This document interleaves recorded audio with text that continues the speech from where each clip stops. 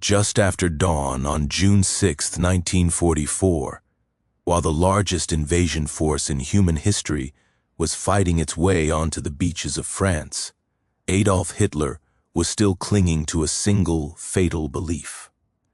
As reports of explosions, parachutes, and burning ships reached his headquarters, he did not ask how to stop the invasion. He asked whether it was real at all. In that moment, measured not in hours but in lives, one man's certainty outweighed reality, and the fate of Europe began to turn not on the courage of soldiers, but on the dangerous power of denial. In the gray dawn of June 6, 1944, as the waves of the English Channel carried thousands of Allied soldiers toward the beaches of Normandy, Adolf Hitler was asleep. When the news finally reached him, it did not arrive as a trumpet blast of truth, but as a whisper filtered through fear, denial, and loyalty distorted by terror. What he said after D-Day would not only reveal the collapse of his strategic judgment, it would expose the final unraveling of a man who could no longer distinguish belief from reality. When Hitler was awakened that morning, reports were already arriving from France. Paratroopers had fallen from the sky. Naval guns thundered from the sea. The long-awaited invasion of Western Europe had begun. Yet Hitler's first reaction was not decisive action, but doubt. He insisted that Normandy was a diversion. The real invasion, he said, would come at Pas de Calais. He had said it before. He said it again now. And in that repetition lay the tragedy. According to those present, Hitler's words were sharp, dismissive, and absolute. He told his generals that the landings were a feint, a deception designed to draw German forces away from the true target. He ordered the armored reserves to remain in place. Panzer divisions that could have struck the beaches in those first critical hours were held back, waiting for an enemy that would never come. This was not merely a tactical error. It was the consequence of a mind trapped inside its own certainty. Hitler had long believed that history favored the bold and punished the hesitant. Yet by 1944, boldness had hardened into rigidity. He no longer trusted intelligence unless it confirmed his expectations. Allied deception operations, dummy armies, false radio traffic, double agents had succeeded precisely because they aligned with what Hitler already believed. When reality contradicted him, he rejected reality. As the day unfolded and reports grew more alarming, Hitler's language grew more violent. He raged against his generals, accusing them of weakness and cowardice. He spoke of betrayal, always betrayal. In his worldview, failure could never be structural or strategic. It had to be personal. Someone, somewhere, must have disobeyed him. Someone must have lacked faith. Yet beneath the anger was fear. Those close to Hitler later described his voice as strained, his gestures erratic. He spoke of annihilating the invaders, of throwing them back into the sea, but the confidence sounded forced. He was no longer commanding events. He was reacting to them. And he knew it. By the evening of June 6, the truth could no longer be denied. The Allies had secured multiple beachheads. Thousands of men and machines were pouring into France. Still, Hitler clung to the belief that the main blow had yet to fall. Even then, he refused to release key armored units. Days were lost. Momentum shifted. The opportunity to crush the invasion at its most vulnerable moment slipped away forever. What Hitler said in those hours echoed the pattern of his final years, absolute certainty paired with catastrophic misjudgment. He spoke in grand ideological terms, framing the invasion as a test of will rather than logistics, manpower, or air superiority. He believed that faith could overcome fuel shortages, that determination could replace broken supply lines. War, to him, had become a moral drama rather than a material reality. The consequences were immediate and devastating. German soldiers on the ground fought with courage and desperation, but they were fighting a war already lost at the highest level of command. Civilians across Europe would pay the price as the conflict dragged on for another 11 months. Months filled with bombings, executions, and mass death that could have been shortened had reality been faced sooner. D-Day marked more than the beginning of the end of Nazi Germany. It marked the moment when Hitler's words lost their power to shape the world. Orders were still issued, threats still made, but the machinery of history had turned against him. His refusal to adapt, to listen, to doubt himself sealed the fate of his regime. In the bunker months later, as Berlin burned, the pattern remained unchanged. Even then, Hitler spoke of phantom armies and inevitable reversals. D-Day had taught nothing because he was incapable of learning. His ideology had become a prison, and he was its final captive. What Hitler said after D-Day was not just wrong, it was revealing. It showed how absolute power, unchecked by truth, corrodes judgment. It showed how belief can become more dangerous than ignorance, and it leaves us with a warning that echoes far beyond the beaches of Normandy, when leaders choose certainty over evidence and ideology over humanity. Reality does not bend. It breaks them, and it breaks millions of lives along the way. In the early hours after the Allied landings in Normandy, Adolf Hitler's most consequential words were not shouted orders or carefully reasoned strategies, but a single, stubborn belief repeated with dangerous certainty. This was not the real invasion. To understand how this belief shaped the fate of Europe, one must enter the tense, claustrophobic atmosphere of Hitler's headquarters on June 6, 1944, where ideology, fear, and personal arrogance collided with unfolding reality. When the first reports arrived that Allied paratroopers had landed behind German lines and that massive naval forces were approaching the French coast, confusion spread rapidly among German commanders. For months they had known an invasion was coming. The only unanswered question was where. Hitler had already answered it in his own mind. He was convinced that the decisive blow would fall at Pas de Calais, the narrowest point between Britain and France. This conviction had hardened into dogma. It was not merely a hypothesis, it was to Hitler an article of faith. As a result, when Normandy erupted in gunfire and chaos, Hitler reacted not with urgency but with suspicion. He spoke calmly at first, dismissing the reports as exaggerated. He said the landings were a diversion, a carefully staged deception meant to draw German forces away from the true target. The Allies, he believed, were clever but predictable. They would strike where geography favored them most. Normandy, with its longer sea crossing and less developed ports, did not fit his mental map of the enemy. This belief had immediate consequences. Germany's most powerful armored divisions in the West were not under the direct command of frontline generals. They were held in reserve, answerable only to Hitler himself. Throughout the morning of D-Day, urgent requests flooded in from commanders on the ground who could see, with growing horror, that this was no raid. They needed tanks. They needed authority to act. Hitler refused. He said the moment had not yet come. The real invasion was still ahead. Here, psychology becomes inseparable from history.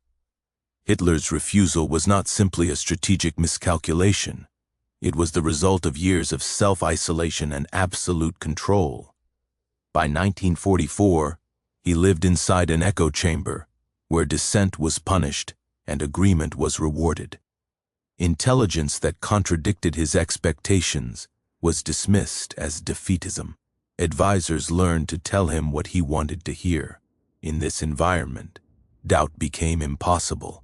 As the hours passed and the scale of the invasion became undeniable, Hitler's tone changed. Calm dismissal gave way to anger. He accused his generals of panic. He suggested that their lack of faith was the real danger, not the enemy landing on 5 beaches. To him, the war was still a test of will. If Germany held firm, if it refused to be provoked into premature action, victory could still be salvaged. This belief ignored the overwhelming material reality facing the Reich: Allied air supremacy, superior logistics, and an enemy capable of replacing losses on a scale Germany could no longer match. The delay in releasing armored reserves proved catastrophic. By the time Hitler finally authorized movement, Allied forces had secured beachheads and brought ashore thousands of vehicles, artillery pieces, and reinforcements. German tanks, moving mostly by night to avoid Allied aircraft, arrived piecemeal and too late. The brief window in which the invasion might have been contained slammed shut. For the soldiers fighting on the beaches, Hitler's words were not abstract.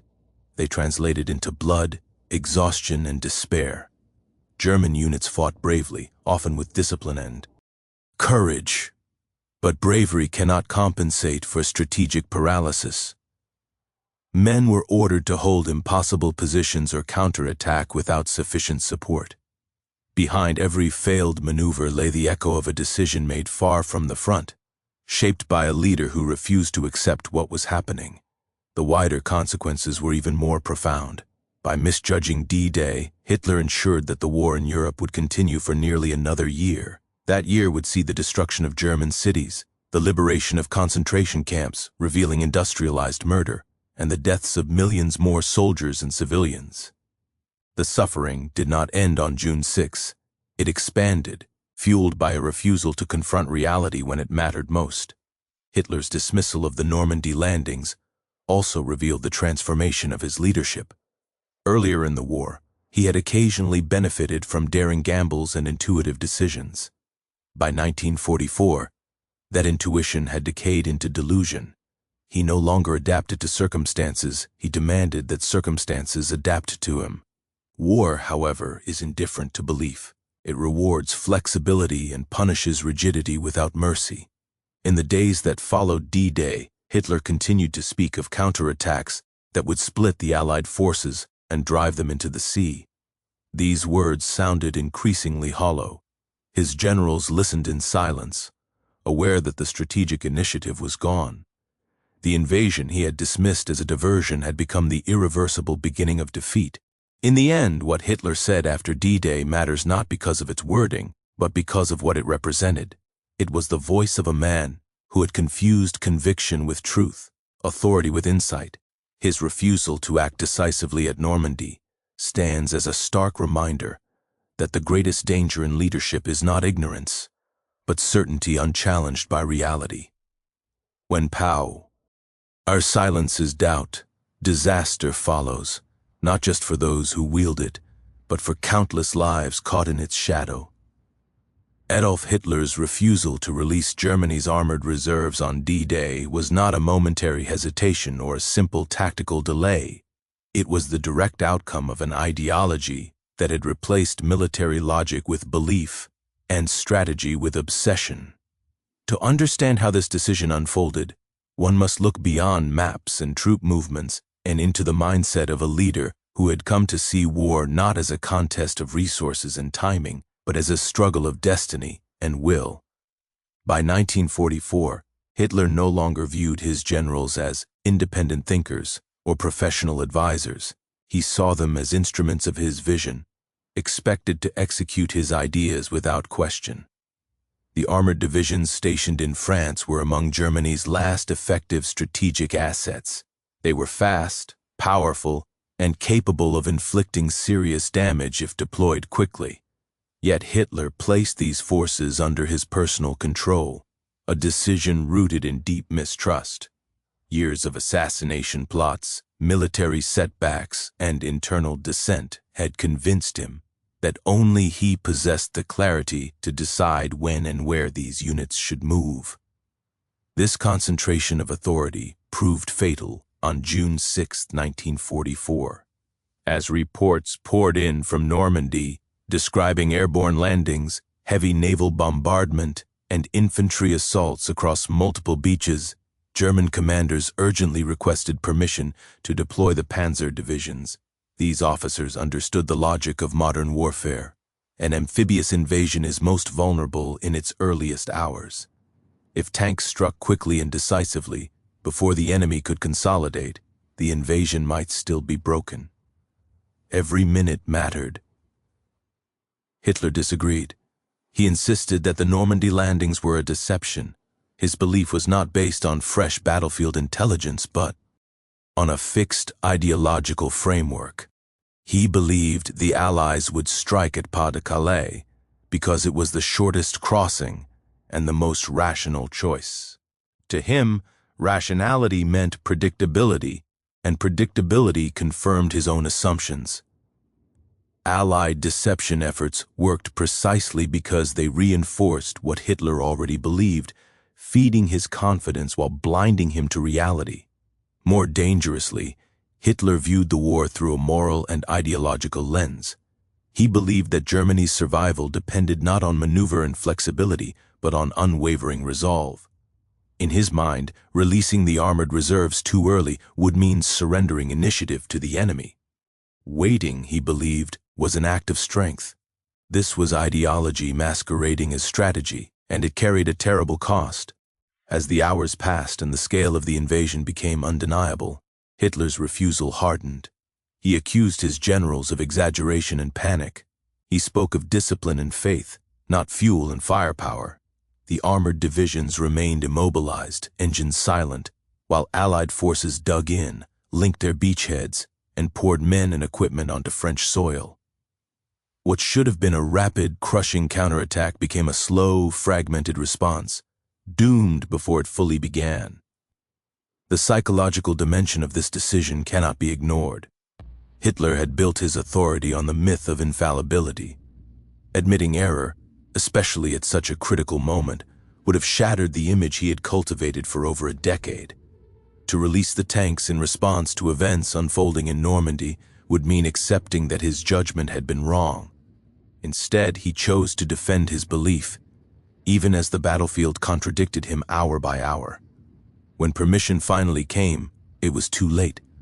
Allied air superiority turned roads into death traps. German tanks moved cautiously, often at N, arriving in small numbers and without coordination.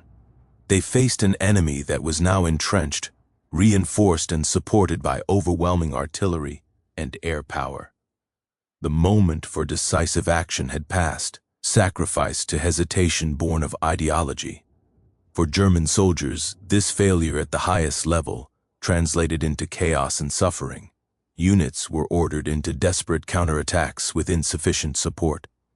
Commanders fought not only the enemy, but the consequences of delayed decisions made far away. Courage was wasted, lives were lost, and none of it could reverse the strategic reality created by those first critical hours. The refusal to release armored reserves after D-Day revealed a fundamental transformation in Hitler's leadership. Early in the war, his willingness to override generals had sometimes produced dramatic successes. By 1944, the context had changed. Germany was fighting a defensive war against materially superior enemies. Flexibility, delegation, and rapid response were essential. Hitler offered none of these. Instead, he imposed ideological rigidity on a situation that demanded adaptability. This decision extended the war and magnified its horrors. By failing to crush the invasion when it was still vulnerable, Hitler ensured that fighting would spread across France into Germany itself and into the homes of millions of civilians.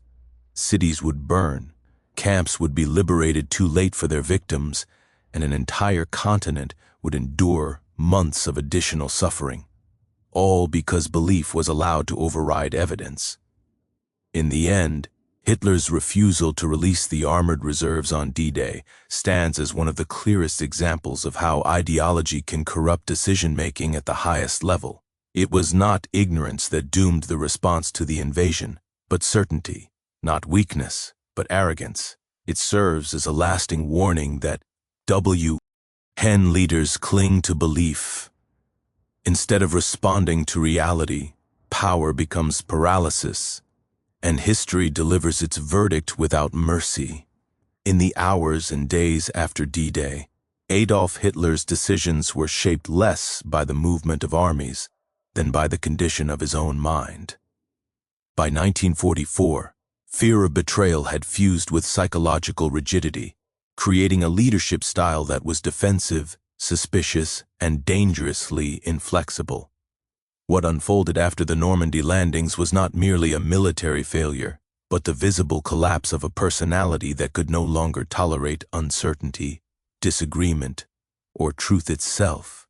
Hitler had always viewed the world through a lens of conspiracy and struggle. From the earliest days of his political life, he believed that enemies lurked everywhere, within Germany, within the army, even within his closest circles. As the war turned against him, this suspicion deepened into obsession. Every setback was interpreted not as the result of Allied strength or German weakness, but as evidence of treachery. Someone, somewhere, must have failed him deliberately. This belief poisoned his relationship with reality. After D-Day, this mindset became decisive. Reports from Normandy described a massive invasion involving air, sea, and land forces on an unprecedented scale. Yet Hitler's first instinct was not to trust these reports, but to question the motives of those delivering them. He believed generals exaggerated threats to protect themselves from blame or to undermine his authority. In his mind, alarm itself was suspicious. Calm obedience was loyalty. Urgency was potential betrayal. This fear had been reinforced by years of internal threats. The assassination attempt of July 1944 was still weeks away, but Hitler already lived as if it had happened. He was isolated, physically weakened, and increasingly detached from those around him. His inner CI had shrunk to a handful of men who rarely challenged him. The army, once a pillar of the regime, had become an object of mistrust. Professional military judgment was seen as a rival source of authority, one that needed to be controlled. As a result, Hitler centralized decision-making to an extreme degree. He demanded personal control over critical units, particularly the armored reserves in the West. This was not a strategic necessity, it was a psychological compulsion. By keeping power in his own hands, Hitler believed he could prevent betrayal. In reality, he paralyzed the system. Commanders on the ground were denied the autonomy needed to respond to fast-moving events. Fear replaced initiative. When the Normandy landings began, this system collapsed under pressure. Hitler could not accept that his expectations were wrong. To do so would mean admitting that his intuition, long celebrated as genius, had failed. Worse, it would mean trusting the judgment of generals he no longer respected. Instead, he clung to his belief that Normandy was a diversion and that the true invasion would come elsewhere. This belief allowed him to dismiss alarming reports without confronting their implications. As evidence mounted, Hitler's fear of betrayal intensified. He accused officers of defeatism. He questioned their loyalty. He spoke of hidden agendas and weakness of character. In his worldview, acknowledging reality was equivalent to surrender. To accept that the Allies had landed successfully would mean accepting that Germany's fate was slipping beyond his control. His psychological rigidity made such acceptance impossible. This rigidity had profound consequences. Decisions were delayed not because information was lacking, but because Hitler rejected information that contradicted his beliefs. Time, the most precious resource on D-Day, was wasted in argument, denial, and hesitation. Armored units remained idle. Opportunities vanished. Each hour that passed strengthened the Allied position and weakened Germany's chances of containment. The emotional atmosphere at headquarters reflected this breakdown. Witnesses later described Hitler pacing, trembling, alternating between cold detachment and explosive rage. His language was increasingly abstract, filled with ideological declarations rather than concrete plans. He spoke of destiny, of historical necessity, of moral strength. These were not the words of a commander adapting to circumstances. They were the words of a man retreating inward as the external world defied him. For the German military, this psychological collapse at the top created confusion and despair. Commanders knew what needed to be done, but lacked authority. Orders arrived late or contradicted one another. Initiative was punished rather than rewarded. The fear of making the wrong decision, of being accused of disloyalty, became as paralyzing as the enemy itself. In such an environment, effective resistance was impossible. The broader human cost of this rigidity was immense. By refusing to accept reality after D-Day, Hitler ensured that the war would continue at maximum intensity. Cities would be destroyed, civilians would be displaced or killed, prisoners and camp inmates would suffer longer, soldiers on all sides would die in battles that might never have been fought, had decisions been guided by reason rather than paranoia. In the months that followed, this pattern only intensified. Hitler's fear of betrayal culminated in brutal purges after the July 20 plot. Trust, already scarce, vanished entirely. Strategy became fantasy. Orders were issued to non-existent units. Maps replaced men. D-Day had exposed the flaw at the heart of his leadership, but he learned nothing from it. Psychological rigidity had become total. What D-?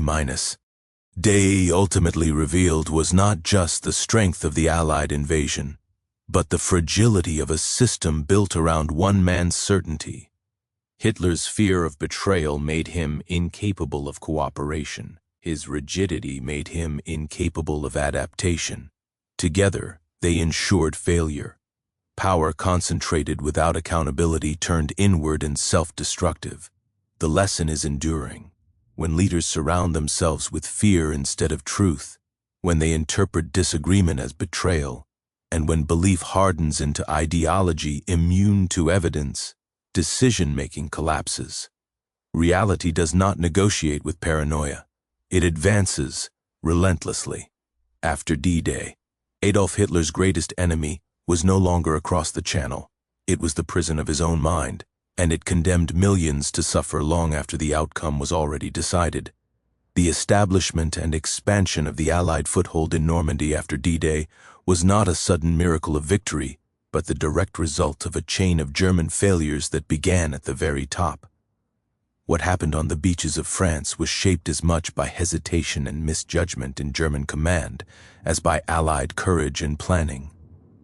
Once the first hours passed without a decisive counterattack, the balance of the war shifted irreversibly, and the consequences rippled outward across Europe with devastating force. In the earliest moments of the invasion, the Allied position was fragile.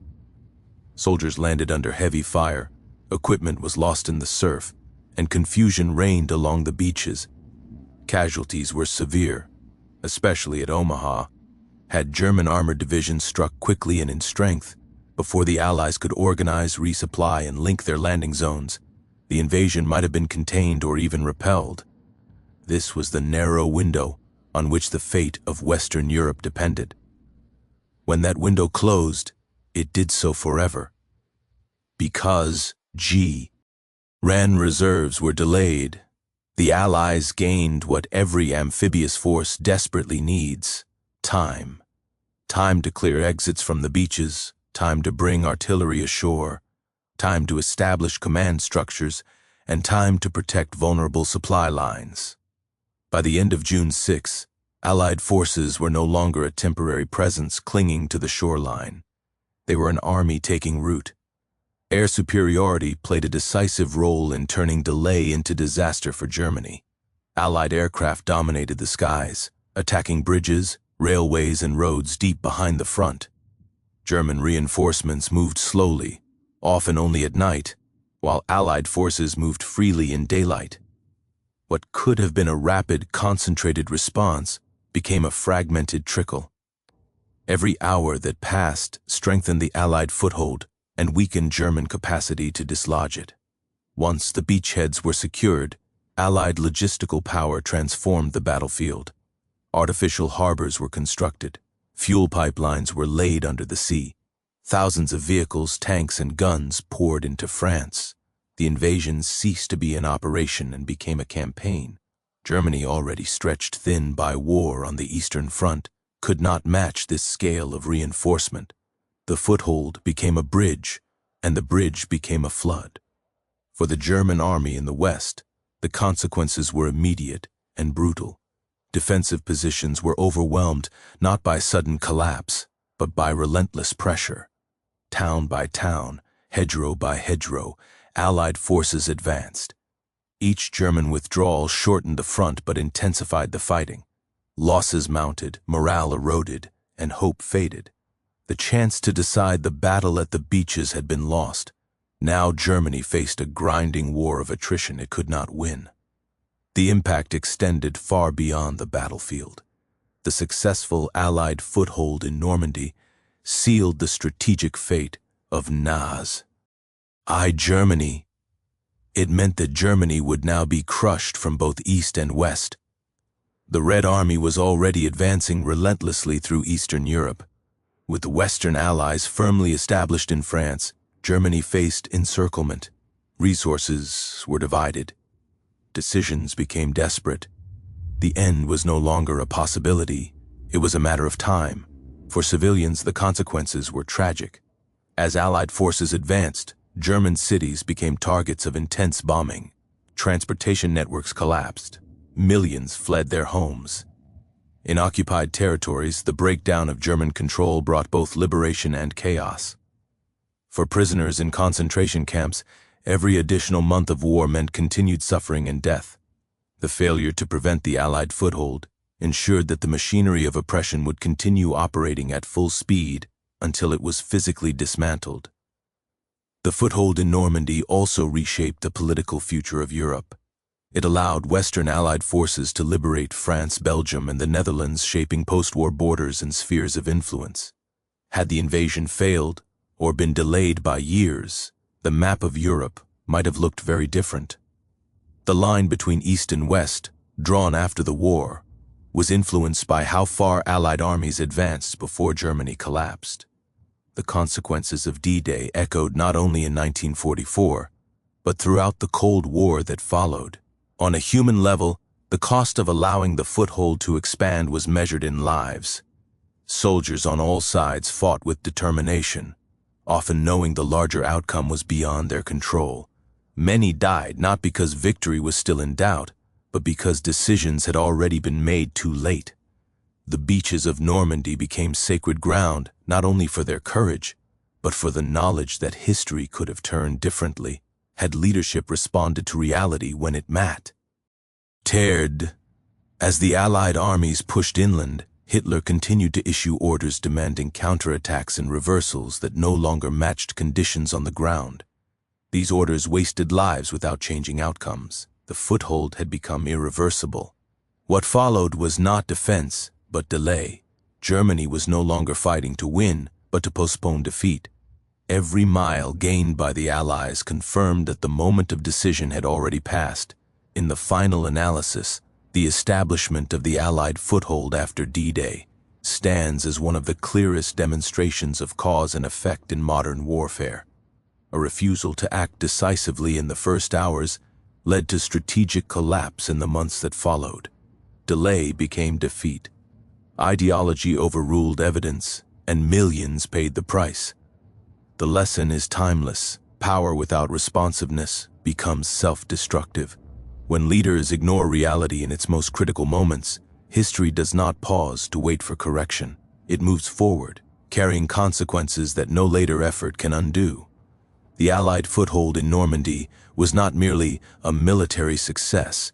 It was the irreversible turning point created by hesitation at the top, and once established, it changed the world forever. The events set in motion after D-Day reveal a truth far larger than the fall of Nazi Germany. They expose the danger of absolute power divorced from truth, and how such power accelerates destruction rather than preventing it. By June 1944, Adolf Hitler was no longer merely leading a nation at war. He was ruling inside a closed system where his word had become unquestionable, and reality itself was treated as negotiable. D-Day shattered that illusion, but instead of adapting, Hitler doubled down on certainty, and in doing so hastened catastrophe on a global scale. For years, Hitler's authority had been built on the image of infallibility, early military. Successes reinforced the belief that his intuition was superior to professional expertise. Each victory strengthened his conviction that he alone understood history's direction. Over time, this confidence hardened into absolutism. Advisors became courtiers, generals became instruments, Truth became conditional, accepted only when it aligned with his expectations. By the time the Allies landed in Normandy, the Nazi state functioned not as a rational system, but as an extension of one man's worldview. D-Day confronted that worldview with undeniable facts. An invasion on an unprecedented scale was unfolding in real time.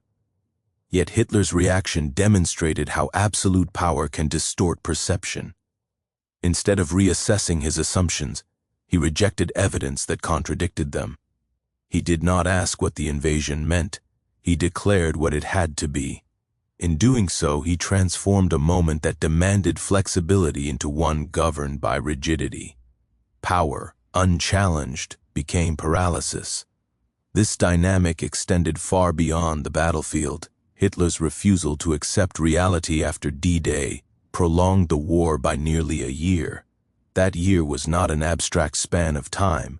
It was filled with burning cities, shattered families, and mass death.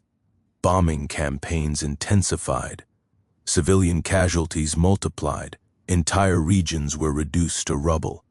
Every additional month of fighting meant more trains running to camps, more executions, more lives consumed by an ideology that could no longer justify itself even to its own leader. Absolute power also corrupted moral judgment. Hitler framed the war not in terms of responsibility toward the German people, but as a cosmic struggle demanding total sacrifice. Suffering became proof of loyalty. Destruction became evidence of resolve. In this twisted logic, admitting defeat or even reassessing strategy was not pragmatism, it was betrayal. As a result, decisions were no longer evaluated by their consequences but by their alignment with belief. Reality was subordinate to ideology. The world paid the price for this distortion. German soldiers were ordered into hopeless counterattacks. Civilians were urged to fight or die for a regime that could no longer protect them. Cities were declared fortresses and destroyed from within. Even as defeat became inevitable, Hitler refused to loosen his grip. The same absolute power that had once mobilized a nation now consumed it. What remained was devastation without purpose. D-Day also exposed how dangerous it is when institutions collapse into obedience. The German military still possessed capable officers and experienced commanders, but their ability to act had been stripped away. Initiative was punished. Independent thought was suspect. Authority flowed in one direction only. In such a system, errors at the top multiplied unchecked. There was no mechanism to correct course, no safe space for truth to intervene. Absolute power silenced the very voices that might have limited the damage. The consequences extended beyond Germany's borders. Because Hitler refused to accept defeat, the war's end came not through negotiation or controlled collapse, but through total destruction. Europe was divided, reshaped by the advance of armies rather than diplomacy. Millions were displaced. The political landscape of the post-war world was forged in the ruins created by prolonged conflict. D-Day's success shortened the war compared to other possible timelines, but Hitler's reaction ensured it would still end in maximum devastation. At its core, this is not merely a story about one dictator or one war. It is a warning about human nature when power becomes absolute. History shows that the most dangerous leaders are not always those who lack intelligence or information, but those who believe themselves beyond correction. Certainty, when insulated from accountability, becomes lethal. Ideology, when protected from evidence, becomes a weapon against both enemies and followers alike. Hitler's downfall after D-Day was not sudden. It was slow, grinding, and merciless. It unfolded not because he lacked options, but because he refused to see them. Reality continued to advance, indifferent to belief, while his authority shrank into irrelevance. By the time he recognized the scale of defeat, it was no longer something he could influence. Power that once reshaped nations ended in isolation, issuing orders to shadows.